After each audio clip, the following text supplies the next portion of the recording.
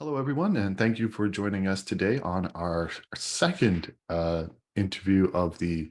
Um, Geez, I just forgot the name of the title we're doing. The second Meet the Board that we're doing today.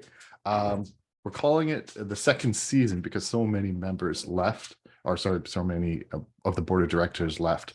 But one steady hand that we've had is our new vice chair, Winona Kent. How are you today? I'm good. How are you? I'm good too. I just lost my notes and I'm improvising. I lost my internet before this started, so we're Oh, doing really? well. So, It so it's came going back. well. All right. If you don't mind, I want to start with a compliment. I know you're humbled, but I'm going to have to give it to you. I've read a few of your books now. I'm reading your most current book, Ticket to Ride. And one thing that came up to me, or something that occurred to me, is you dream up like the most unique and clever plots. Um, how do you come up with it? And could you tell us about the newest plot to this newest book? Okay, I'll start with the plot to the book. My guy is an amateur sleuth. He's also a professional musician, and he normally works out of a jazz club called the Blue Devil in Soho in London. But in Ticket to Ride, he's been rehearsing to go on tour with his mom's band which was big in the 60s and 70s, and he's taking the place of his dad, who died unfortunately in the 1990s after he was struck by lightning on a golf course while he was caddying, wasn't even playing the game. So he's taken over his dad's spot as the lead singer and main guitarist, and they're now on tour. And while he's on tour, it turns out there's a lot of mishaps that happen, and it turns out that someone is actually trying to kill them. So it's taking critique of music to the highest level. So he has to solve that. That's the main story that's running through there. Where do I come up with these ideas? I have no idea. They just come to me. I'm on the internet a lot, and I've watched a lot of bands tour. Not a lot, but a few bands tour, and I've read their tour diaries as they're going. And it just occurred to me that it would be fun to follow the band as it's touring. And I don't do the whole tour. I jump into the middle when they're famously nearly Jason and his mom are nearly killed by a stone gargoyle that Yes. drops from the lintel of the stage door as they're going in for their sound check. And I follow them over 5 or 6 venues, and things get increasingly worse and worse and worse until the worst thing happens at the end. But you have to read it to find out what happens to Jason after that. Well, what I'm enjoying is two things. Is on top of these occurrences happening to them, you had a fortune teller at the beginning, more or less telling them that this is going to happen, and she seems to have a very keen sense of what's going to happen. So that puts a layer of, I don't know, mistrust or suspense into it. And you also have one character that I'm quite enjoying is Jilly. Oh yeah. So it's Jason's guardian angel, as you call her. Could you tell us a little bit about her? I can tell you about Jilly. I can tell you about the fortune teller too. That's based on a true incident that happened to me a long time ago when my sister was at sea. And this person just appeared in my life online and started telling me things that were going to happen to my sister.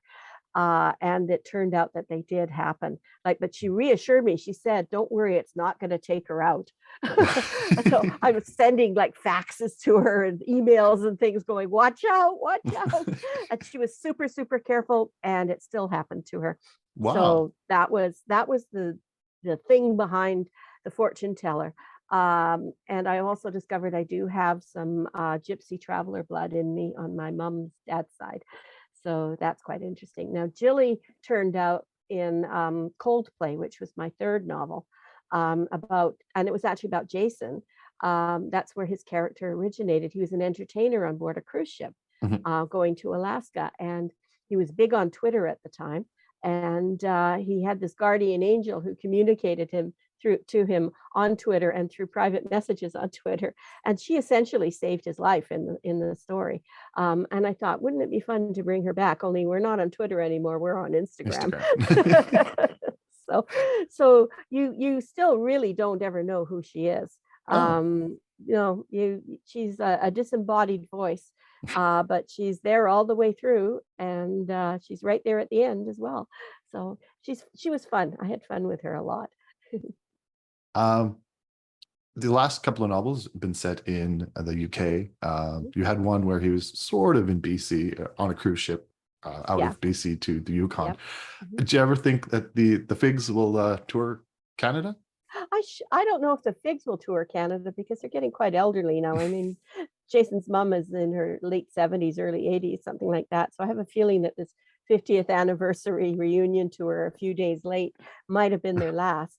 But I could certainly bring Jason to Canada for something. I could bring him to New Westminster. He has actually been to Canada before in Coldplay, but also in Disturbing the Peace, which was the novella that I wrote to see if I could actually handle mysteries. And and he starts out in England and he ends up in Peace River, Alberta, in the middle of February, and it's so cold Ooh. there. He swears because he has to go outside to have a cigarette at the airport in Calgary, and it's so cold. Um, so yeah, he ends up in Peace River, which is where my husband is from.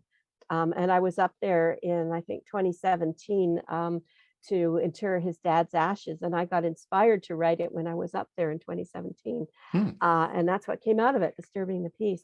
So it's not unprecedented and it could still be in the works. I could bring Jason back to Canada. Great. I think we're also answering an earlier question a little bit. You seem to get a lot of your inspiration from real life. Mhm. A lot. I do. I tend to be one of those writers that whatever seems to be going on in my life at the time works its way into whatever novel I'm writing at the time in all kinds of fascinating ways. So, Oh, yeah. then maybe Jason's going to have to become a vice chair of a large national organization then. Crime Writers of Canada. Well, maybe not Crime Writers of Canada, but something else. But Maybe he writes a crime novel or something based on his experiences as an amateur sleuth. lots of possibilities. Mm, Well, let's talk CWC. okay. For me personally, before joining the organization, I was a little hesitant, and I think a lot of people are, that these large national organizations are sort of Toronto focused. But we all know Toronto's the center of the world and we're just an outlier. I was a little concerned that there wouldn't be a lot happening in BC. And then I met you at Word Vancouver. You are our rep, and I spoke to you and you told me of all the things you do for us. And I was signed up, I think, the next day.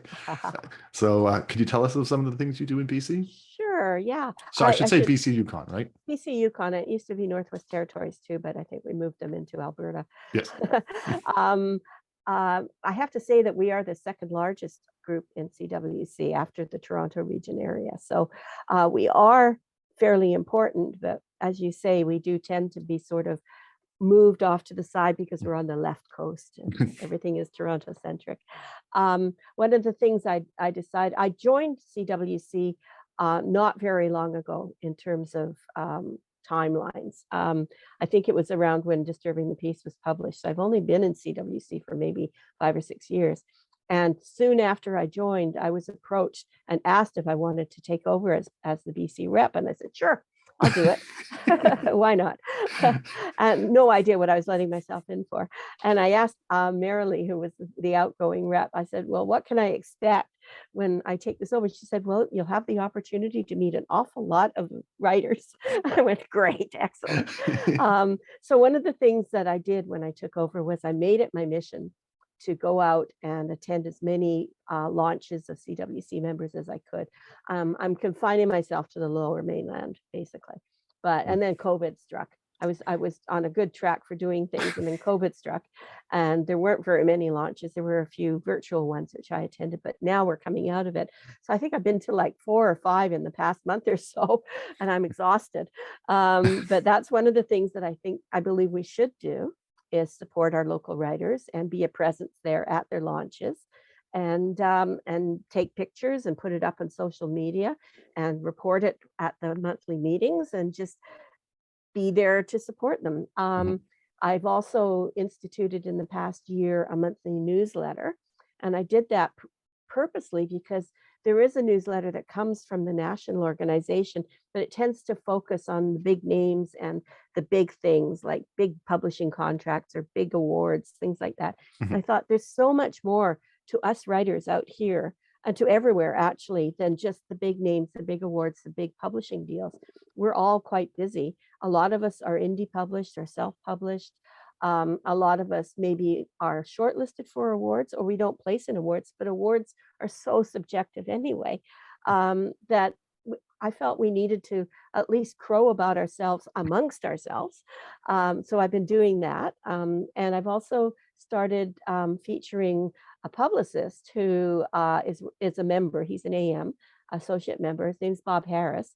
He used to be a music promoter. Now he's focusing on books. And every month he does an interview with one of our members.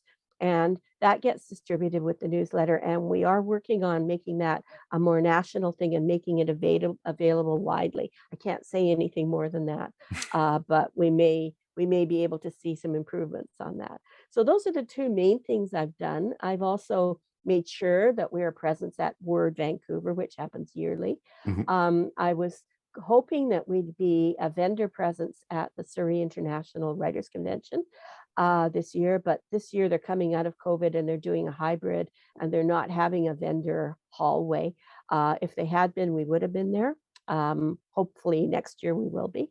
So I'm just trying to make our presence there known. And whenever we're at a festival event like that, and we have a CWC table, we also have the opportunity for our members to come and join us and pull a shift on the table and display their books and sell their books. So that's an opportunity for them as well. Oh, and I also advocated for having some bookmarks and a big banner. So we have those.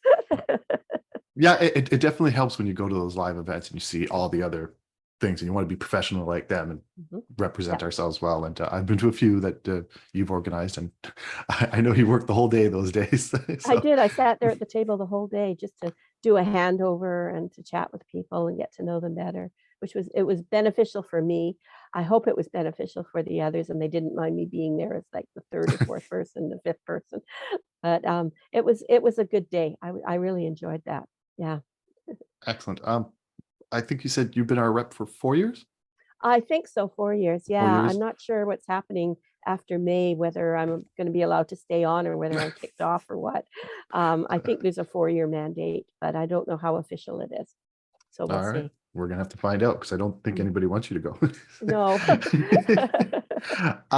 As I mentioned earlier on at the beginning, there's a lot of new provincial reps that we have.